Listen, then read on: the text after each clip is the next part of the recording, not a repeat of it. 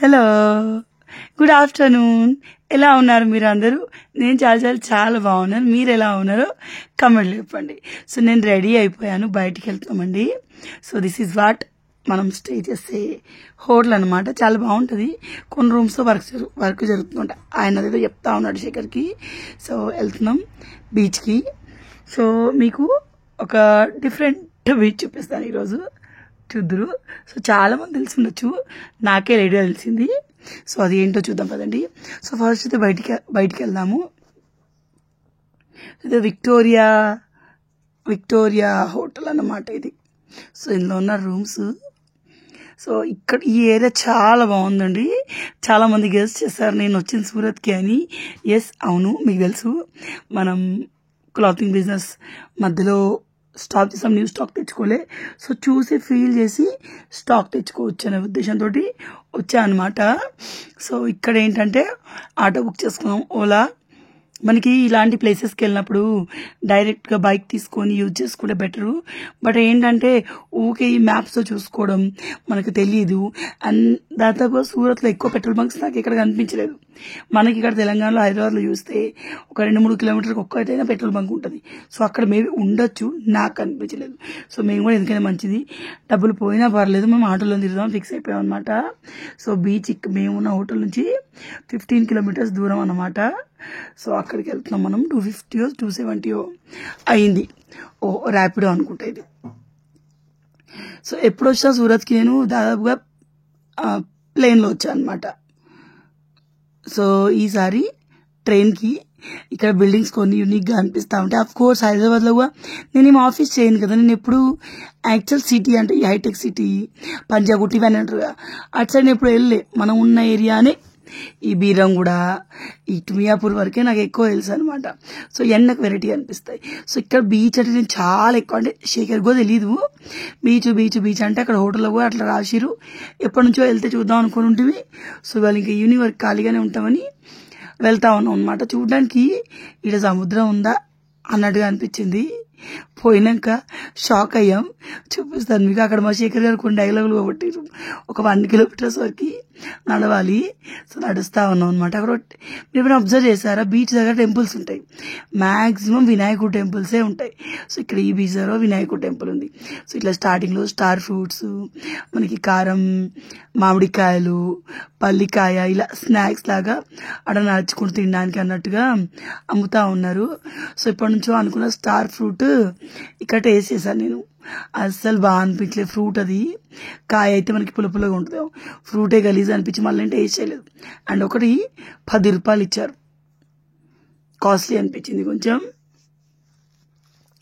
So ఇది beach అండి. ఇరు పక్కల అంతా చూడండి. ఎక్కడైనా సముద్రం కనిపించిందా? ఇక్కడ నుంచి శేఖర్ని అడిగాను, ఏం శేఖర్ బీచ్ అని చెప్పి ఎండిపోయిన బీచ్కి పట్టుకోవచ్చా అని చెప్పేసి.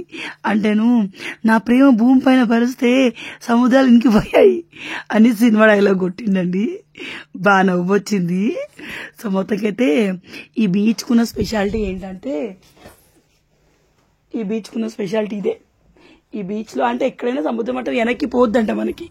సో ఇక్కడ చాలా ఇంచుమించు 2 కిలోమీటర్ల దూరం వెళ్తుంది సముద్ర మట్టం.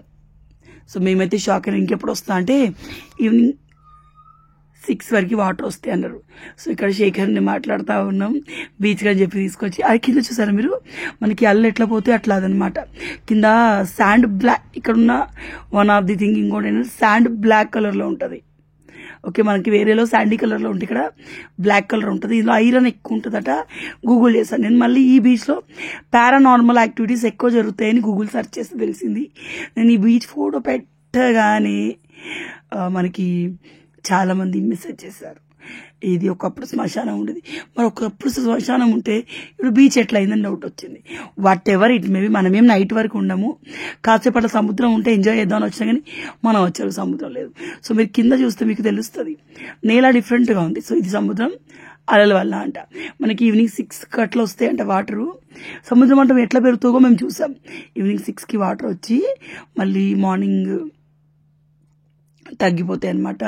సో చూడండి ఎక్కడ కూడా మీకు వాటర్ అనిపించలేదు.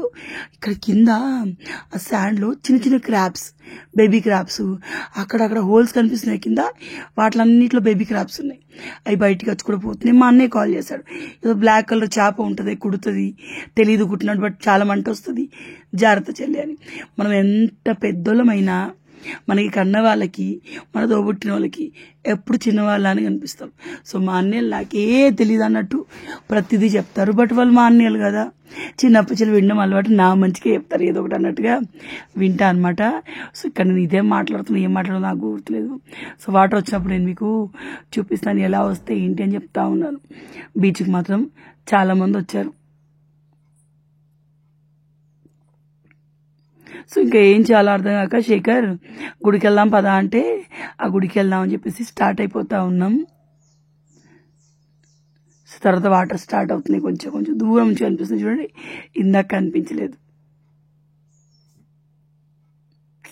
ఎంతైనా బీచ్ బాగా అనిపిస్తుంది మనకి. సముద్రం కళ్ళకి చూస్తే ప్రశాంతంగా అనిపిస్తుంది. సన్సెట్ కానీ సన్ రైజ్ కానీ ఇంకా బాగా అనిపిస్తాయి. అక్కడ వచ్చేసరి ఇంత బుడ్డు క్రాప్ పిల్లలండి, అంతటా అయ్యే ఉన్నాయి. ఆ హోల్స్లోకి దూరుకుంటూ అటు ఇటు తిరుగుతారు. ఎన్ని చూసాను నేను, చాలా చూశాను. కొంచెం డిసప్పాయింట్ అయ్యాను. అండ్ అక్కడ గుడికి వెళ్ళాక పూజారిని అడిగాం, ఆయన చెప్పారు వస్తుందమ్మా. సో ఏ సముద్రం అయినా వెనక్కిపోతుందంట. నాకు అంత తెలియదు. మనం కోకన్ వెళ్ళాం కదా, అప్పుడు సముద్రం వెనక్కిపోలే, అంత నార్మల్గానే ఉంది. సో ఈ గుడి దాకా వస్తుంది కావచ్చు అని అనుకున్నాను. బట్ ఆ గుడి దగ్గర అట మనకి మన్ను ఎక్కడ దాకా అయితే ఉందో అక్కడ దాకా వస్తుందంట. సో వీళ్ళు ఏంటంటే ఇంకా బీచ్ వచ్చే టైం వరకు ఇక్కడికి వచ్చి చిల్డ్ అయ్యేవాళ్ళన్నమాట. సో ఇది గుడి నేను అనుకున్నాను, ఇది ఖచ్చితంగా వినాయకుడి గుడి అయి ఉంటుందని అనుకున్నట్టు శేఖర్ తోటి నేను అన్నట్టుగానే అది వినాయకుడి గుడే. పిల్లలు లేకుండా, లైఫ్లో పిల్లలు లేనప్పుడు, అంటే పిల్లలు పుట్టకముందు, మనకి పెళ్ళైన కొత్తలో, లైక్ మనం లైఫ్ని ఎంజాయ్ చేయగలుగుతాం. ఏ యాంగిల్లో అయినా ఎంజాయ్ చేస్తాం. బయటికి వెళ్ళినప్పుడు హస్బెండ్ నేను నా హస్బెండ్ అన్నట్టుగా ఉంటుంది, హ్యాపీగా ఉంటుంది. బట్ లైఫ్లో ఒకసారి పిల్లలు వచ్చాక అనిపిస్తుంది అప్పుడప్పుడు, కాసేపు నాకు రెస్ట్ ఉంటే బాగుండు, కాసేపు పిల్లల్ని ఎవరైనా చూసుకుంటే బాగుండు అనిపిస్తుంది. అదే ప్లేస్లో మళ్ళీ మనమే అమ్మలం కదా, ఎలా ఉన్నాడో ఏమో, నా పిల్లలు నా కళ్ళ ముందే ఉండాలని ఫీలింగ్ ఉంటుంది. సో అట్లా మేము దేన్ని వచ్చాము, ఎక్స్ప్లోర్ చేయాలి, వీడియోస్ తీయొచ్చు, మనం తిరిగి వచ్చానంటే తిరిగాము, కానీ ఆ కంప్లీట్ ఫీల్ రాలేదు. సో ఏ అమ్మకైనా అంతేనేమో. సో అందుకే మనం పేరెంట్స్ అయ్యాక పిల్లల్ని తీసుకొని తిరగాలి. సో ఇలా వర్క్ మీద వచ్చినప్పుడు తేవడం కుదరదు కదా అప్పుడప్పుడు. సో ఫస్ట్ టైం నేను బయట మ్యాగీ తిన్నాను. ఇది వెజ్ మ్యాగీ అన్నమాట, 75 రూపీస్. ఒకటే మ్యాగీ వేసిండు, మ్యాజిక్ మసాలా వేసిరు, కొన్ని వెజిటబుల్స్ కట్ చేసి ఇచ్చిరు. కానీ అక్కడ అదే టేస్టీగా అనిపించింది. సో ఆ పిల్లాడు నడుస్తుంటే నాకు మా రుత్తుగాడే గుర్తొచ్చిందండి.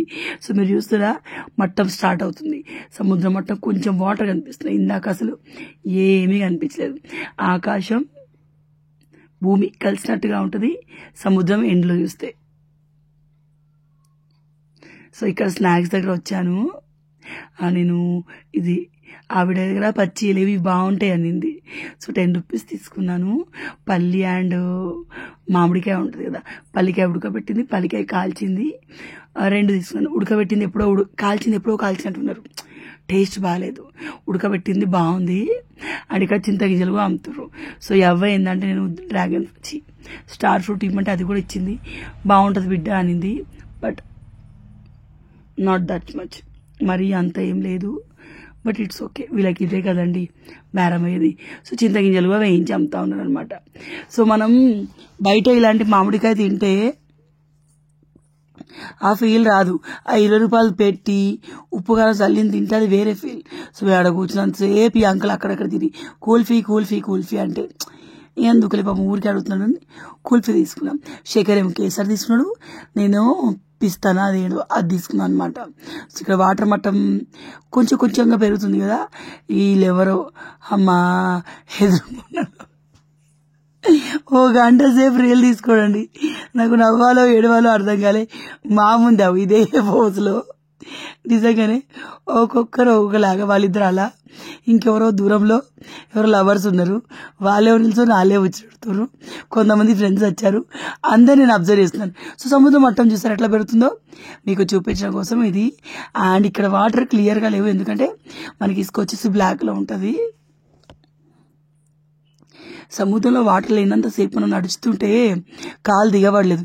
ఎలా నీటి మట్టం పెరిగిందో అలా కాలు దిగబడడం స్టార్ట్ అయిపోయింది. సో కాసేపటికి ఫోన్లు బ్యాగ్లో పడేసి చెప్పులు చేతిలో పట్టుకొని ఇటు అటు నడిచాం వాటర్లో.